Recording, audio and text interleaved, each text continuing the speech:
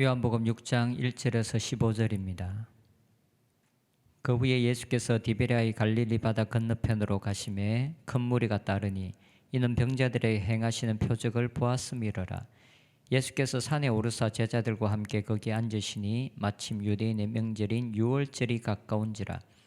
예수께서 눈을 들어 큰 무리가 자기에게로 오는 것을 보시고 빌립에게 이르시되 우리가 어디서 떡을 사서 이 사람들을 먹이겠느냐 하시니 이렇게 말씀하시면 친히 어떻게 하실지를 아시고 빌립을 시험하고자 하심이라. 빌립이 대답하되 각 사람으로 조금씩 받게 할지라도 200데나리온의 떡이 부족하리이다. 제자 중 하나 곧 시몬 베드로의 형제 안드레가 예수께 여짜오되 여기 한 아이가 있어 보리떡 5개와 물고기 2마리를 가지고 있나이다. 그러나 그것이 이 많은 사람에게 얼마나 되겠사옵나이까. 예수께서 이르시되 이 사람들로 앉게 하라 하시니 그곳에 잔디가 많은지라 사람들이 앉으니 수가 5,000명쯤 되더라. 예수께서 떡을 가져 축사하신 후에 앉아 있는 자들에게 나누어 주시고 물고기도 그렇게 그들의 원대로 주시니라. 그들이 배부른 후에 예수께서 제자들에게 이르시되 남은 조각을 거두고 버리는 것이 없게 하라 하시므로 이에 거두니 보리떡 5개로 먹고 남은 조각이 12바구니에 찼더라.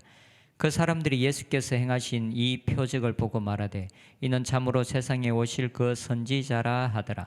그러므로 예수께서 그들이 와서 자기를 억지로 붙들어 임금으로 삼으려는 줄 아시고 다시 혼자 산으로 떠나가시니라. 아멘.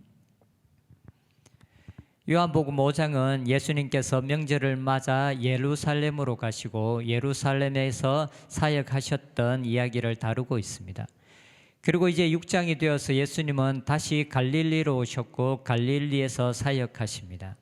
오늘의 본문은 오병이어의 기적을 행하시는 예수님의 모습을 보여주고 있습니다. 5절 6절에 보면 예수께서 눈을 들어 큰 무리가 자기에게로 오는 것을 보시고 빌립에게 이르시되 우리가 어디서 떡을 사서 이 사람들을 먹이겠느냐. 이렇게 말씀하시면 친히 어떻게 하실지를 아시고 빌립을 시험하고자 하심이라. 오늘 본문에서는 예수님께서 바로 빌립에게 어떻게 사람들을 먹일 것인지에 대해서 말씀하시는 것처럼 기록된 데 반해서 다른 공간 복음에서는 12사도가 먼저 예수님께 나와서 사람들을 다른 곳으로 보내서 먹을 것을 사 먹게 해달라고 요청한 것으로 기록하고 있습니다. 그리고 아마도 그들의 이러한 요청에 예수님께서 오늘 본문의 빌립에게 말씀하셨던 어떻게 이 사람들을 먹이겠느냐라고 물으신 것 같습니다. 예수님의 이 물음에 빌립은 지극히 자연스럽고 그리고 상식적인 대답을 합니다. 7절에 보면 빌립이 대답하되 각 사람으로 조금씩 받게 할지라도 200데나리온의 떡이 부족하리이다. 그곳에 모인 사람들이 남자들만 5,000명쯤 되었고 여자들과 그리고 어린아이들을 합하면 한 15,000명쯤 되는 사람들이었을 것입니다.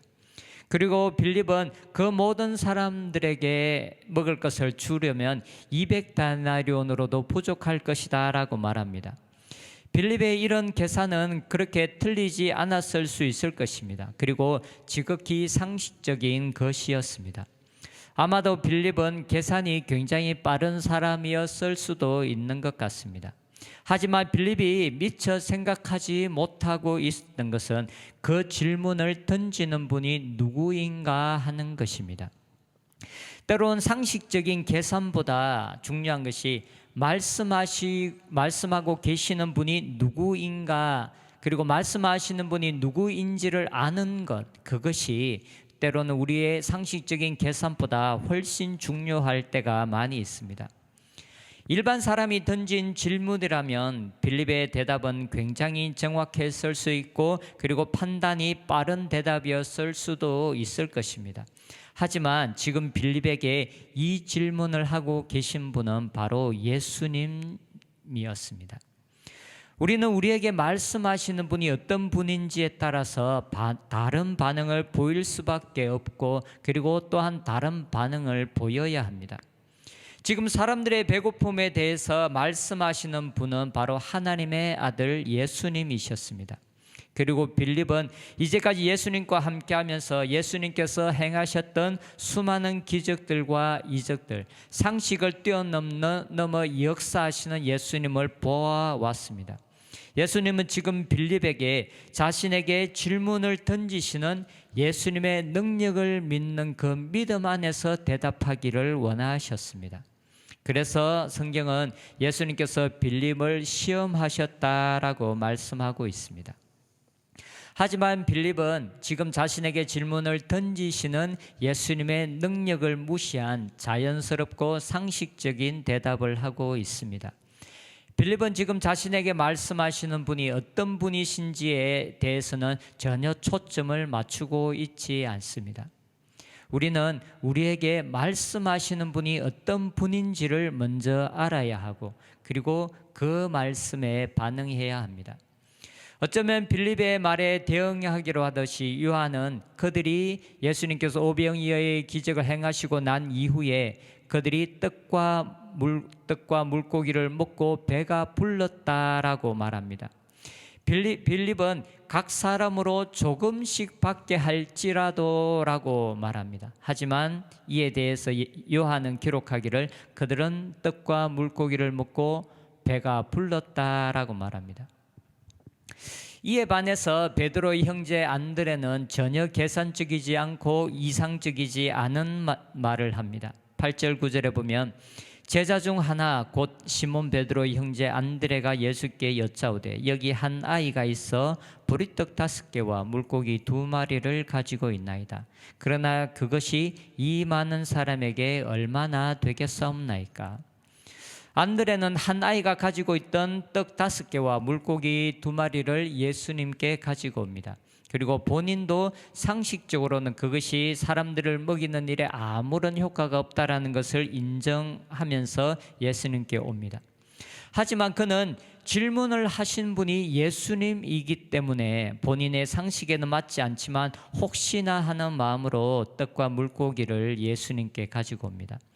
오늘 본문에는 정확하게 이 떡과 물고기를 사용하셨다라는 기록이 언급되어 있지 않지만 다른 성경을 통해서 우리는 예수님께서 오병이어의 기적을 행하신 그 매개체가 바로 안드레가 들고 왔던 보리떡 5개 그리고 물고기 2마리라는 것을 잘 알고 있습니다.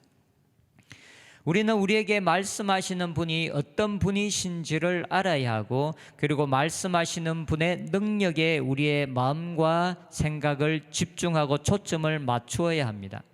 세상 사람들의 말 중에는 믿을 수 없는 많은 말들이 있습니다. 그들은 말은 하지만 정작 자기들이 신들의 한 말을 책임질 수 없는 수많은 사람들이 있습니다. 하지만 하나님의 말씀은 이와는 다르며 이 말씀을 하시는 하나님은 그들과 전혀 다른 분이십니다.